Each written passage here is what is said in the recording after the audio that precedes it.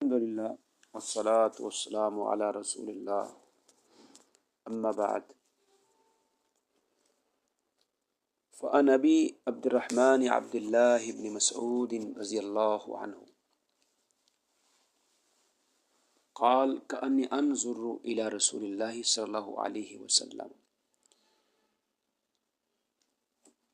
صبر کے متعلق ریاض الصالحین کی 36 نمبر حدیث آج ہم پڑھیں گے۔ عبداللہ بن مسعود رضی اللہ تعالیٰ عنہ بیان کرتے ہیں کہ گویا کہ میں دیکھ رہا تھا رسول کریم علیہ السلام کی طرف، یحکی نبی من الانبیاء، آپ نبیوں میں سے کسی نبی کے بارے میں بیان کر رہے تھے۔ بعض نے کہا کہ وہ حضرت نوح علیہ السلام تھے، اور بعض نے کہا خود نبی کریم ہی تھے صلوات اللہ وسلامہ علیہ، کہ ضربہ قومہ، کہ جس کی قوم نے انہیں مارا، اور فادموہ، اور ان کو لو لہان کر دیا، خونم خون کر دیا، مار مار کے کہ خونم خون کر دیا۔ وَيَمْسَحُ الدَّمَ عَنْ وَجْهِهِ، اور وہ نبی اپنے چہرے سے خون کو پونجھ رہے ہیں، صاف کر رہے ہیں، اور یہ دعا کر رہے ہیں اللہم اغفر لقومی، اے اللہ میری قوم کو معاف کر دے،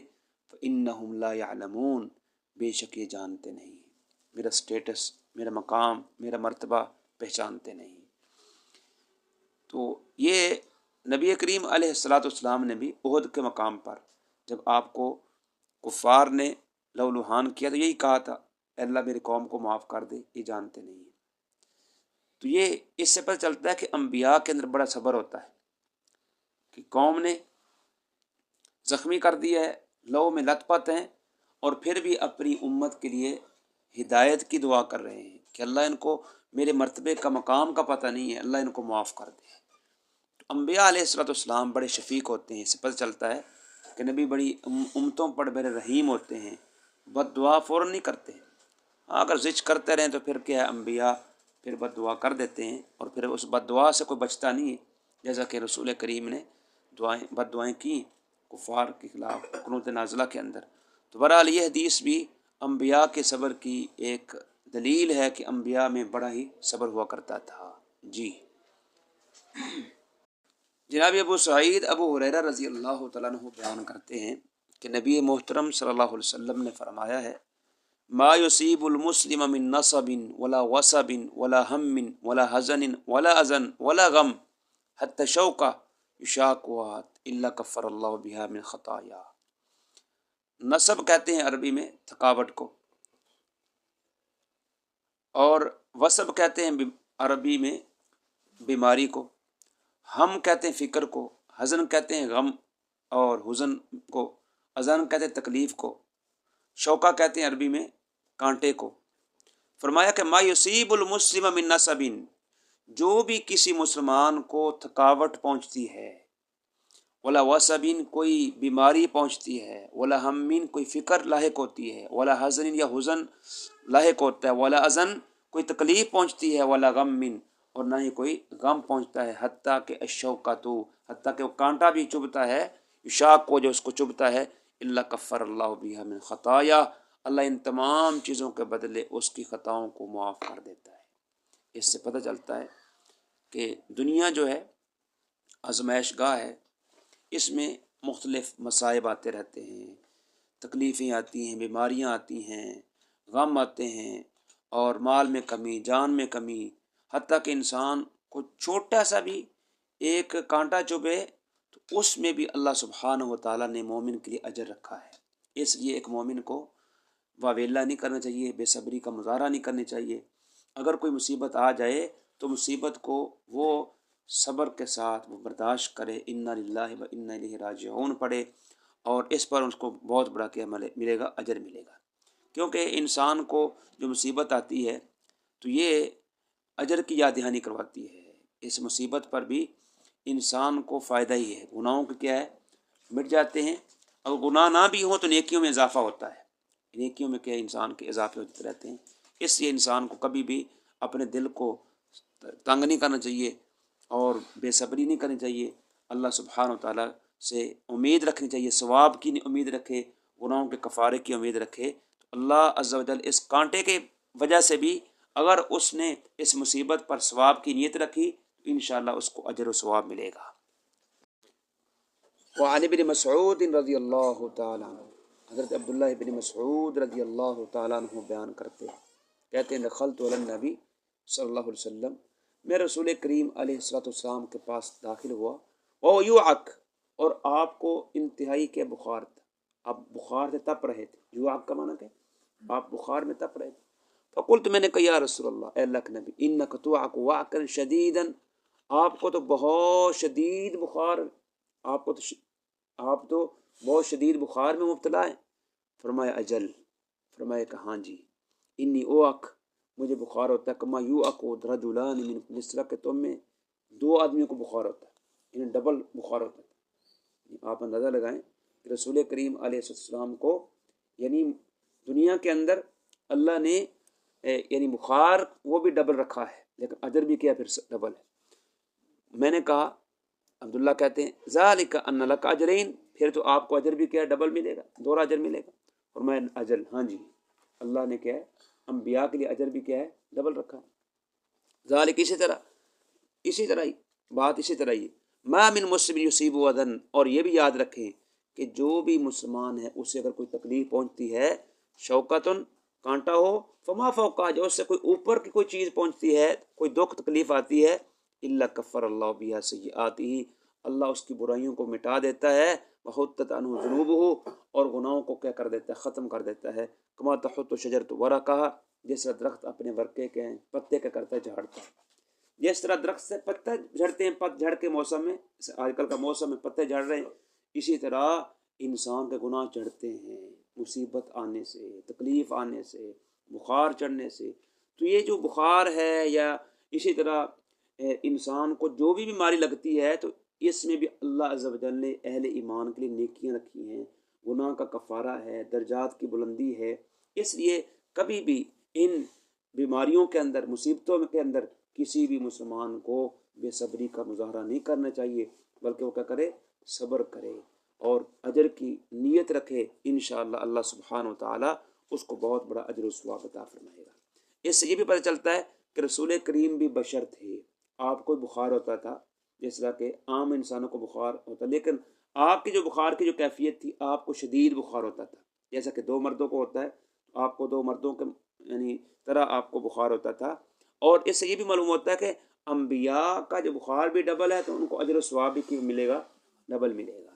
اور اس سے یہ بھی چلتا ہے کہ عام مسلمان بھی، اس کو اگر کانٹا بھی چبھ جائے اس کا بھی کہ اجر ملے گا، گناہوں کی کیا ہے اللہ تعالیٰ کا کفارہ بن جائے گا، گناہ مٹ جائیں گے اور اجر و ثواب ملے گا۔ اللہ سبحانہ تعالیٰ ہمیں صبر کرنے کی توفیق عطا فرمائے۔ جی، وَنَبِي هُرَيْرَةَ رضی اللہ تعالی عنہ انہ قال قال رسول اللہ صلی اللہ علیہ وسلم من یرید اللہ بہ خیرا یصیبہ منہ۔ جناب ابو ہریرہ فرماتے ہیں کہ رسول کریم علیہ السلام نے فرمایا، جامع کلمہ ہے، چھوٹے سے کلام ہے لیکن مفہوم بڑا ہے، اللہ جس بندے کے ساتھ بھی خیر کا، بھلائی کا ارادہ کرتے ہیں نا، اس کو کوئی مصیبت پہنچا دیتے ہیں، دنیا کے اندر کوئی مصیبت اس کو لاحق کر دیتے ہیں۔ تو بندہ یہ نہ سمجھے کہ مجھے مصیبت آ گئی ہے، مال کی کمی ہو گئی ہے، جان کی کمی ہو گئی ہے، یا بیماریاں آ گئی ہیں گھر کے اندر، تو یہ نہ سمجھے کہ میں مصیبتوں میں کیا ہر وقت کیا پھنسا رہتا ہوں، نہیں، یہ اللہ کی طرف سے خیر ہے اس بندے پر۔ اگر وہ بندہ مومن ہے تو مومن بندے کے لیے کیا ہے، وہ بیماری وہ باعث خیر ہے، اس سے اگر اس کے گناہ نہ بھی ہوں درجات کی بلندی ہوتی ہے، اگر گناہ ہو بھی جاتا ہے چھوٹا موٹا، اس سے کیا ہوتا ہے، مصیبت سے، اس بیماری سے، اس ہاری سے اللہ اس کی کیا ہے گناہوں کو بھی معاف کرتا ہے، درجات کو بلند کرتا ہے۔ تو یہ حدیث اس بات کی دلیل ہے کہ مومن بندے کو کسی بھی مصیبت کے وقت وابیلا بے صبری نہیں کرنی چاہیے، بلکہ وہ صبر کا مظاہرہ کرے، بلکہ اللہ نے ہی اس خود کیا اس کو اس بیماری میں مبتلا کر کے اس کے گناہوں کو جھاڑا ہے، تاکہ جب اللہ کے پاس پہنچے گا تو انشاءاللہ پاک صاف ہو کر کے جنت میں داخل ہوگا۔ آخری حدیث ایک اور پڑھ لیتے ہیں۔ جناب انس فرماتے ہیں کہ رسول کریم علیہ السلام نے فرمایا ہے، لا يتمنین احدکم الموت لضر اصابہ فإن كان لا بد فاعلا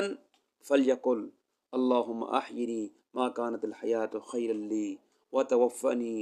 اذا کانت الوفاۃ خیرا لی۔ تو فرماتے ہیں جناب انس رضی اللہ تعالیٰ عنہ بیان کرتے ہیں کہ رسول کریم علیہ الصلاۃ والسلام نے فرمایا ہے تم میں سے کوئی ایک موت کی تمنا نہ کرے، موت کی آرزو نہ کرے، ذر اصابہ، کسی تکلیف کی بنیاد پر جو اس کو پہنچتی، ذر کہتے تکلیف، بیماری آ گئی ہے، وہ کسی بہت موذی مرض میں مبتلا ہو گیا ہے، اب وہ کہتا ہے کہ اللہ مجھے مار ہی دے، اللہ مجھے کہ فوت کر دے، نہ ایسا نہ کہے، ایسا اس کا کرنا جو ہے یہ اچھا نہیں، کیونکہ وہ مستقبل کے بارے میں جانتا نہیں، ہو سکتا ہے کہ اس بیماری کے بعد خیر آ جائے،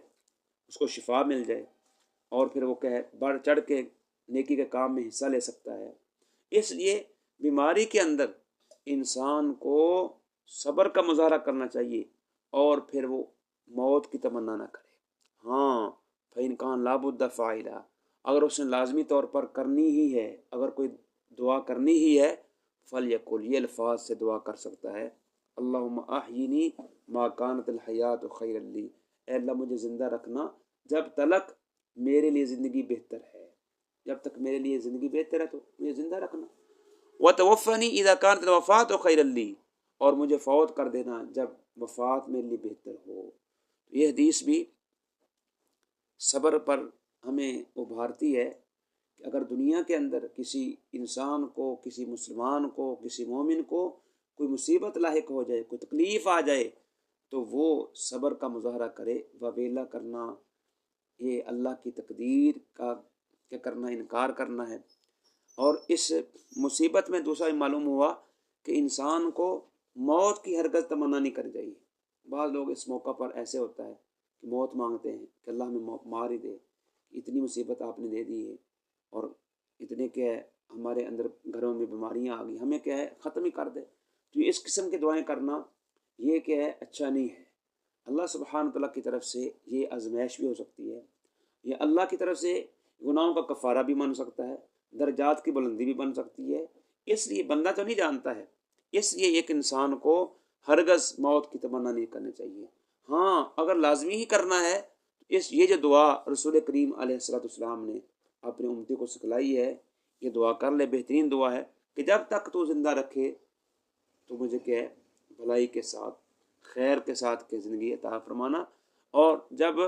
میرے لیے موت بہتر ہو تو مجھے کیا کر دینا، دنیا سے اٹھا لینا۔ تو بہرحال انسان کو یہ جو روایات ہیں، یہ جو حدیث مبارکہ ہیں، دنیا کے اندر صبر کی تلقین کرتی ہیں۔ کسی بھی مسلمان کو کبھی بھی بے صبری، وبیلا، جزا فضا، رونا پیٹنا، چلانا، ماتم کرنا، یہ چیزیں جو ہیں اسلام کے سرسر منافی ہیں۔ ایک بندہ اللہ کی رضا پر، قضا پر وہ ہمیشہ کے راضی برضا رہے، اس میں اس کے لیے کامیابی ہے۔ ہم دیکھتے ہیں کہ بعض مخصوص گروہ ہیں وہ ہر سال جناب حسین رضی اللہ تعالی عنہ کا سوگ مناتے ہیں اور بے صبری کا مظاہرہ کرتے ہیں، ماتم کرنا، آگ میں چلے جانا خاص ان کا شعار بن چکا ہے۔ یہ بھی کیا ہے اللہ کی رضا کے ساتھ رضامندی کی دلیل نہیں ہے۔ مومن بندہ تو کیا ہے وہ مصیبت کے وقت کا کرتا ہے،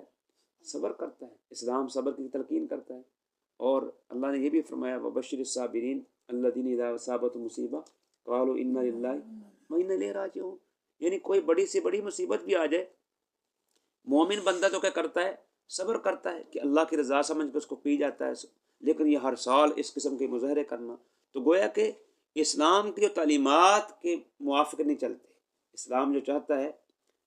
بلکہ جو اہل بیت کے افراد تھے انہوں نے بھی صبر کیا، یعنی جناب حسین کا خاندان کٹ گیا، وہ شہید ہو گیا، جناب حسین کے جو بیٹے ہیں زین العابدین صبر کا مظاہرہ کر رہے ہیں، خواتین کے کر رہی ہیں صبر کا مظاہرہ کر رہی ہیں۔ اہل بیت کا بھی یہی درس ہے کہ ایک مسلمان کو صبر کا مظاہرہ کرنا چاہیے۔ رونا پیٹنا چلانا یہ ایک گویا کہ ایک مذہب بن گیا ہے، حالانکہ اسلام اس کی ہرگز تعلیم نہیں دیتا ہے۔